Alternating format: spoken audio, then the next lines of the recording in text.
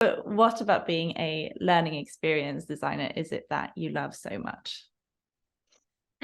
I think, apart from like from a personal perspective or like a doing perspective, I like packaging things. So I like to conceptualize an experience, whether that is an event, a conference, a workshop, a course, a program, wherever there's a gathering. I like the packaging and conceptualizing of that. Mm. In the room, what I really enjoy is to see the growth in the people that I facilitate, which is not that easy because for me, when facilitating learning, and the topics that I've facilitated are the scary ones. It's digital transformation. It's, these things that it takes time and effort and a bit of like mess to get to grips with.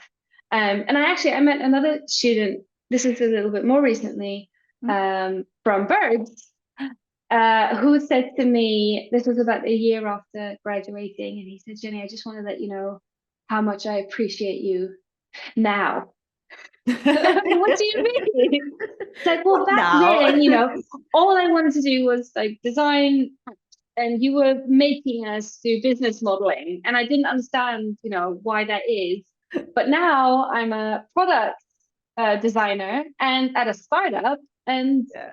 how can businesses exist without a business model canvas? And you knew that.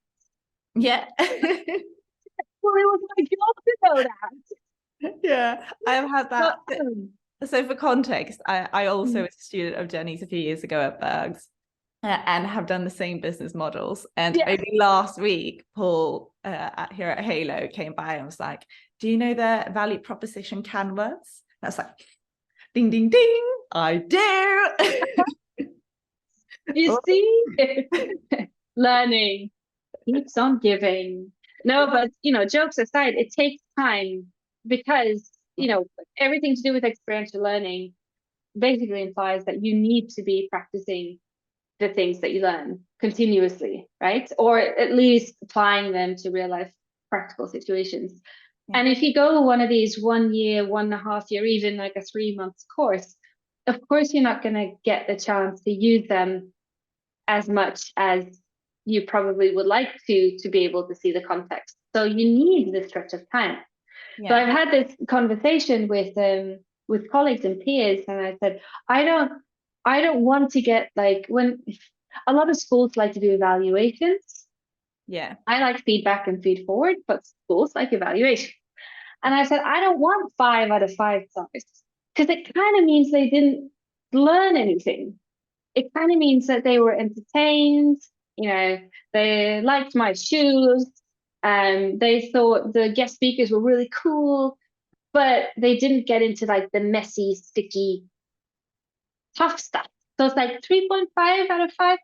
Perfect. It'll be 5 out of 5 in a year's time. Speak to them in a few So years.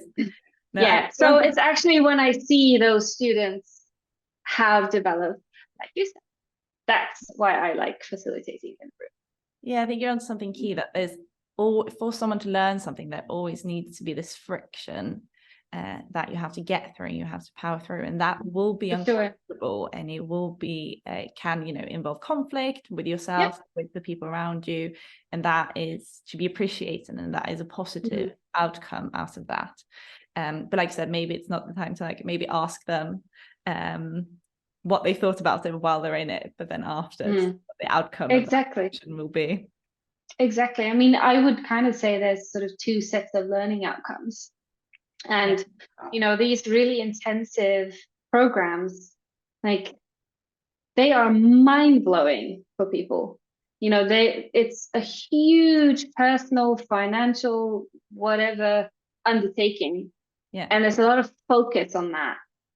Whereas in a year's time or 2 years' time, when you start to piece things that you know and past experience, I'm like, oh, okay, that was useful there, and da, da, da, da, da. That's a different set of learning outcomes. Yeah, I completely agree. And you invest a lot of time and effort into it, and then you see it all come together. It's really nice.